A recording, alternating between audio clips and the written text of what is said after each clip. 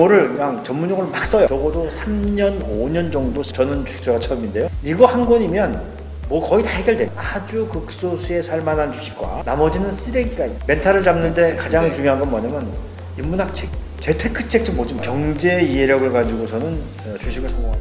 오늘은 저는 주식 투자가 처음인데요의 저자 강병욱 작가님을 모셨습니다. 네, 반갑습니다. 네, 반갑습니다. 네, 국내 투자를 좀 한다고 하시는 분들은 한 권씩 다 가지고 있는 책이시죠. 현재 개정판을 포함해가지고 100쇄가 넘게 인쇄를 하셨더라고요. 네. 그 수량이 엄청난데요. 작가님의 먼저 간단한 소개 인사 한 말부터 부탁드리겠습니다. 저는 이제 증권사에서 일을 시작을 해서 공부까지 다 마친 이 캐리어를 가지고 있는 사람이 증권 업계는 별로 없습니다. 네. 한 10여 년 정도 증권회사에서 일을 했었고, 그리고 이제 학교에서 공부를 하고, 대학에서 이제 강의를 하고 있는 그런 상황인데요. 네. 또 시장이랑 많이 떨어져 있으면 시장에 대한 감을 잃을 수가 있기 때문에 15년 넘게 증권방송에서 매일 아침에 생방송으로 좀 진행을 하고 있는 네. 그런 상태고, 네. 지금은 이제 세종사이버대학에서 강의를 하고 있습니다. 작가님의 투자 원칙, 철학이 있다면 뭔지 좀 궁금한데요. 그것부터 먼저 말씀해 주시겠어요? 예. 네. 주식이라고 하는 것은 굉장히 간단한 게임이에요. 영업을 잘하는 회사, 그리고 그 영업이 장기적으로 지속될 수 있는 그 회사들만 고르면 되는 겁니다. 네. 저는 기본적으로 기업 가치를 바탕으로 해서 투자를 합니다. 그 다음에 이제 우리가 흔히 실수를 많이 저지르는 것 중에 하나가 뭐냐면, 지금 적자 기업인데 조금 있으면 흑자가 될 것이라고 하는 그런 기대를 가지고 투자를 하는 경우가 있는데, 그거는 오산입니다. 그래서 저는 절대 네. 적자 나는 기업은 아무리 좋다고 해도 투자를 하지 않고요. 산업이 동태적으로 바뀐다라고 하는 것은 60년대에 있던 산업이 70년대, 80년대, 90년대, 2000년대에 이어지는 것이 아니고 60년대 좋았던 것이 망하고 70년대 좋았던 것이 또 망하고 이렇게 계속해서 새롭게 나오는 산업들이 있단 말이죠. 네. 그래서 현재 트렌드가 어느 산업으로 가고 있는지를 잘 알아야지 거기에서 좋은 종목이 나오게 되는 거죠. 기업 가치가 좋은 거, 적자 나는 기업은 하지 않고, 그리고 산업을 잘 이해하고 있는 것, 이게 제 기본적인 투자 원칙이고 철학입니다. 직장인들이 현업 때문에 주식을 체계적으로 이제 공부하기가 쉽지 않잖아요. 그렇죠. 네. 주식 투자가 처음인데요라는 책이 그런 면에서는 도움이 많이 되는 것 같아요. 주식 투자를 처음 시작하는 직장인분들한테 이거 세 가지만은 꼭 필요하다라고 이제 말씀해 주실 것이 있다면 뭐가 있을까요? 사실 이제 그 주식 투자를 늘 하던 분들이 아니면 네. 굉장히 좀 생소한 환경에 들어오게 되거든요. 네. 그러니까 생소한 환경에 들어오게 되면은 제일 먼저 해결해야 되는 것이 용어 문제입니다. 용어. 네. 용어를 그냥 전문 용어를 막 써요. 주문 낼 때 이번에 시장가로 내세요, 조건부 지정가로 내세요, 이렇게 하면은 모르잖아요. 네. 그러니까 용어를 좀 해결해야 되는 거죠. 주식을 발행한 그 기업은 자기가 이야기를 하지 않아요. 말로 이야기하지 않고 재무제표라고 하는 회계장부를 가지고 네. 이야기를 하거든요. 네. 그러니까 기본적으로 나는 회사가 이야기하고 있는 것을 알아들어야 되겠는데, 그걸 알아듣기 위해서는 일단 재무제표에 대한 이해가 필요해요. 기본적으로 회사가 우리한테 이야기하는 그 언어들을 이해하는 것, 즉 재무제표를 이해하는 것이 중요하고, 네. 그 재무제표를 가지고 보면은 대체적으로 그 기업의 가치가 어느 정도 된다라고 하는 것을 이해를 할 수가 있거든요. PER이나 PBR이나 이런 그 지표들을 가지고 이 회사가 과연 다른 회사하고 비교해서 저평가되어 있는지 아니면 고평가되어 있는지를 판단해야 되는 거죠. 업계에서 나온 책 중에 제가 제일 먼저 유일하게 시도했던 게 뭐냐면, 네. PER이 낮은 것이 저평가되어 있다고들 이야기하지만 실제로 PER이 낮은 게 과연 저평가되어 있느냐, 여기는 그렇지 않고 여러 가지 오해할 수 있는 요인들이 숨어 있다. 다 책에 적어놨죠. 네. 그런 것들을 좀 이해하시면 좋을 것 같고, 네. 차트를 보지 않고서는 매매를 할 수가 없는 거거든요. 그러니까 주가가 어떻게 흘러왔는지, 주가 수준이 어느 정도 수준에 있는 건지, 이런 것들을 확인하기 위해서 차트를 보는 방법 정도. 첫 번째, 재무제표를 읽을 줄 알아야 한다.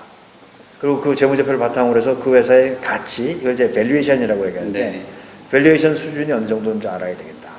그리고 매매를 하기 위해서는 차트를 가지고 대체로 주가가 어느 정도 위치에 있는지 정도는 네. 알면 좋겠다. 네. 예.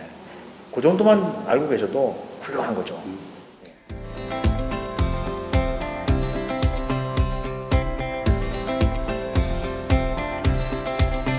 이번에 책을 보면서 차트 보는 법 이런 것들을 흐름들을 좀 적어가다 보니까 좀 더 위험성이 적게 투자할 수 있겠구나라는 생각을 했습니다. 네, 그런 기록들을 네. 장기적으로 남기셔야 돼요. 이걸 3년, 5년 정도 이렇게 예를 들면 이제 주가가 올랐으면은 빨간색 글자로, 주가가 떨어졌으면 파란색 글자로, 뉴스 나온 것들 이제 메모 좀 하고, 네. 이제 공시 나온 거 좀 메모 좀 하고, 그래서 좀 장기적으로 좀 훈련을 하는 것이 필요하다. 네. 지금 말씀하셨던 훈련이라는 게 굉장히 좀 중요한 것 같습니다. 네. 그 한 달 정도 이제 할 수 있는 직장인들은 많이 없을 것 같아요. 할 수 있는 직장인이 이제 없는 게 아니고 하고 싶은 네. 사람이 없는 거죠. 왜냐면 마음이 급하니까 예. 빨리 저기 연습을 해서 실전에 뛰어들고 싶다. 네. 예, 이런 생각인데 실패하는 가장 지름길이에요. 그렇죠. 예. 아니 왜냐면 여기는 예를 들어서 한 100명 정도가 투자를 한다. 네. 그러면은 한 5명 정도만 돈을 벌고 나머지 95명은 탈락을 해요. 근데 더 재미있는 거는 네. 그 95명이 계속 채워져요. 써도 끊이지 않게 돈이 나오는 걸 화수분이라 하잖아요. 네. 주식시장은 이 화수분 같은 거예요. 사람들이 계속 채워져요. 주식 투자를 처음 하시는 분들이 주식 투자에 대해서 접근할 때 좀 좋은 습관이 있다면 경마라든지 이런 것들은 이제 운에 맡기는 경우가 많고 네. 주식 투자라고 하는 것은 우리가 명확한 지표가 있어요. 그 지표가 뭐냐면 바로 기업 가치입니다. 기업의 가치가 변해나갈 때 주가는 장기적으로 그 기업 가치에 수렴한다라고 하는 그 믿음이 있어야 돼요. 네. 이거는 일반 투자자들이 하기가 굉장히 어려운. 그런데 기업 가치라고 하는 것은 생각을 해보세요. 이게 내가 회사를 만들었어요. 회사를 키워가지고 본궤도에 올려놓기까지는 적어도 3년, 5년 정도 시간이 걸린단 말이에요. 네. 일반 투자자들이 하는 것 중에 오류를 저지르는 것이 너무 단기 매매를 하는 거예요. 그렇죠. 단기 네. 매매를 하다 보면 스텝이 꼬일 때도 있거든요. 그리고 그건 기업 가치하고는 상관없이 그냥 경마하는 것과 같아요. 예를 들어서 지금 손에 나고 있는 주식을 팔았는데 그게 그날 상한가를 왔어요. 그러면 속된 말로 미쳐버립니다. 단기적인 매매를 하게 되면 내가 나를 컨트롤하지 못하는 일들이 생길 수가 있거든요. 그러면 주식은 망해요. 경제 이해력을 가지고서는 주식을 성공할 수 없다. 그것만 가지고서는. 결국은 주식은 제가 이제 30년 넘게 일도 하고 책도 쓰고 강의도 하고 있지만 네. 최근에 들어서 제가 드는 생각은 주식은 멘탈 게임이에요. 누가 멘탈리 로버스트하냐. 누가 이 정신력이 강건하냐. 여기에 따라서 이제 성패가 달라진다고 생각하거든요. 내가 멘탈이 흔들리는 상황을 스스로 만들면 안 돼요. 너무 경제 이해력, 나는 경제 지식이 부족하니까 이걸 주식 투자를 실패해. 그게 아니고요. 경제와 관련되는 것들은 이제 제 책이 있잖아요. 네. 저는 주식 투자가 처음인데요. 이거 한 권이면 뭐 거의 다 해결됩니다. 이 주식은 그 투자자들에게 공포를 주고 또 탐욕스러운 순간을 만들어요. 네. 그런 상황에서도 내가 의연하게 한 발 떨어져서 주식을 볼 수 있는 마음 자세 이런 것들이 주식 투자하는데 굉장히 필요한 거죠. 장기 투자에 대해서는 말씀은 하셨지만 뭐 3년에서 5년 정도는 가지고 있어야 된다라고 얘기하셨지만 분산 투자에 대해서는 좀 원칙을 어떻게 갖고 계신가요? 분산 투자는 이제 1930년대에 제임스 토빈이라는 사람이 네. 그 예일 대학에 있었었는데 이 사람이 한 얘기 때문에 그래요. 계란은 한 바구니에 담지 마라. 계란을 한 바구니에 담아놓다 보니까 이 바구니에 뒤집어지면 계란이 깨지잖아요. 네. 그러니까 이제 분산을 해라라고 하는 거고 발전을 시켜서 요즘에 이제 그 분산 투자를 하게 되면 위험이 줄어든다 이렇게 본단 말이에요. 근데 개인 투자자들이 예를 들어서 한 1,000만 원 가지고 이제 주식 투자를 한다. 1,000만 원도 제가 볼 때는 큰 금액이긴 하지만 네. 그럼 이거 가지고 예를 들어서 3종목, 4종목 나눠놓으면은 움직이질 않아요. 계좌의 수익률이 하나 올라가면 하나 떨어지고 하나 올라가면 하나 떨어지고 하니까 네. 맨날 본전 같은 거예요. 네. 개인 투자자들 같은 경우에는 한 2종목, 3종목 정도만. 네. 3종목도 제가 만들 것 같긴 한데. 근데 우리가 한 가지 더 알아야 되는 게 뭐냐면 계란은 한 바구니에 담는 거예요. 계란을 되게 한 바구니에 담지 않는 게 중요한 게 아니라 계란을 한 바구니에 담고 그리고 그 바구니가 넘어지지 않도록 지키는 거예요. 집중 투자, 속된 말로 이제 몰빵 투자, 이걸 사람들이 이제 나쁘다고 이야기하는데 그거 나쁘다고 이야기하는 건 뭐냐면 격한 표현을 쓰면은 워렌 버핏 같은 경우도 그런 얘기 많이 해요. 이 주식시장에는 아주 극소수의 살만한 주식과 나머지는 쓰레기가 있다. 라고 이야기를 해요. 네. 그러면 이 바구니에 아주 극소수의 살만한 주식을 담아놓고 있으면 별 문제가 없어요. 그런데 이 바구니에다 쓰레기를 담아 놓으니까 이게 썩게 되고 바구니까지 같이 썩게 되는 이런 일이 벌어지는 거죠. 네. 종목을 아주 엄격하게 고를 수 있다면 제가 볼 때는 굳이 분산 투자를 하지 않아도 된다.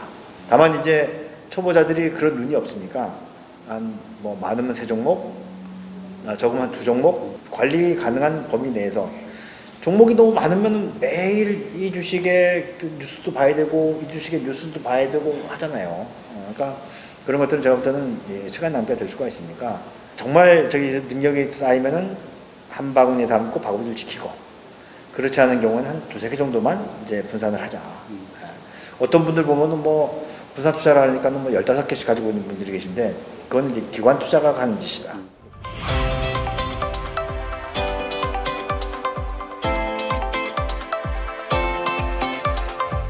주식을 사고 싶다라고 하면 자신이 없을 때는 그냥 펀드를 좀 이용하는 편입니다. 주식과 어떤 펀드에 대해서 주변에 물어보시면 알죠. 펀드에서 수익 나타난 사람 별로 없거든요. 그 얘기는 뭐냐면 내가 해도 손해보고 맡겨놔도 손해보고 어떻게 마음 편하겠습니까? 남 탓하는 것보다 네. 저는 개인적으로는 내가 해서 하는 게 낫다. 그렇다면 이제 펀드가 시장에서 주식처럼 거래가 되는 게 있어요. 그게 바로 이제 ETF예요. ETF. 그래서 네. 펀드에 가입하는 것보다 만약에 펀드를 하실 것 같으면 ETF를 매매하시는 게 낫고 그 묶여있는 포트폴리오니까 네. 그렇지 않고 그 산업이라든지 종목에 대한 지식이 좀 더 좋아진다면 그럼 이제 개별 기업으로 가는 것이 훨씬 더 수익을 많이 낼 수 있는 기회가 되는 거죠. 네. 영상으로 이제 공부하는 걸 추천해 주신다고 하면 좀 어떤 게 있을까요?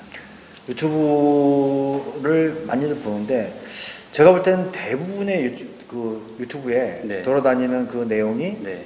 굉장히 깨끗한 내용들은 아니에요. 유튜브도 조회수가 많아지면 또 여기 그 광고가 붙게 되고 거기서 수익 창출이 되고 이제 네. 크리에이터라고 하잖아요. 네. 그러니까 그렇게 저기 그 개입이 되게 되면 좀 더 자극적으로 나가게 되고 제가 볼 때는 그거는 좀 옳지 못하고 결국은 책을 통해서 내가 스스로 깨우치는 게 중요해요. 물론 유튜브라든지 아니면 뭐 블로그라든지 네. 아니면 요즘엔 팟캐스트라든지 네. 그래서 많은 저기 정보를 제공해 주지만 내가 기본적으로 저기 그 체계를 가지고 있지 않으면 그 얘기를 들었을 때 흔들리기가 쉽거든요. 네. 산업이 동태적으로 바뀐다는 것을 이해하기 위해서는 기술과 관련되는 책들이 있어요. 네. 요즘에 뭐 통신 기술이 어떻게 발전하고 되고 자율주행 같은 게 나왔을 경우에 네. 이 자율주행이 과연 구현이 가능한지 구현이 가능하지 않은지 또 만약에 구현이 가능하다면 어디까지 갈 것인지 자율주행 이야기들이 나왔을 때 내가 아직 흔들리지 않고 투자를 할 수가 있는 것이죠. 그 다음에 또 중요한 건 뭐냐면 멘탈을 잡아야 되니까 멘탈을 잡는데 가장 네. 중요한 건 뭐냐면 인문학 책이에요. 특히 역사책 다단계 있잖아요. 네. 다단계 사기도 얼굴만 바꾸는 거지 계속해서 그런 일들이 벌어져요. 왜 그러느냐? 옛날 사람도 그렇고 지금 사람도 그렇고 돈이라면 전부 다 환장하는 거예요. 인간의 기본적인 욕망을 건드리는 그렇죠. 것 같습니다. 네. 네. 과거에 있었던 그 일들을 내가 공부를 함으로 인해 가지고 내가 거기 당하지 않는 게 중요한 거죠. 제발 재테크책 좀 보지 마시라.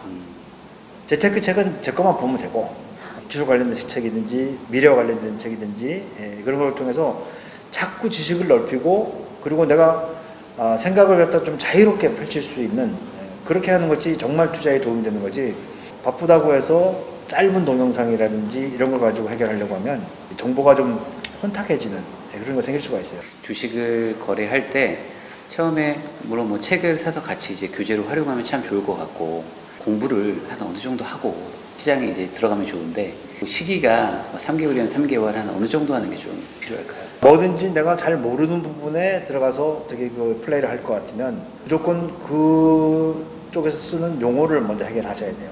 그 용어를 좀 해결하고 나면 그러면 이제 신문을 보는 것도 빨라지고 책을 보는 것도 빨라지고 한 거거든요. 그러니까 제일 먼저 용어를 빨리 습득하시라. 개인적인 차이가 있겠지만 제가 볼 때는 미니멈 3개월, 맥시멈 한 6개월 정도를 가지고 네. 책을 먼저 보시고 난 다음에 가시는 게 어떨까.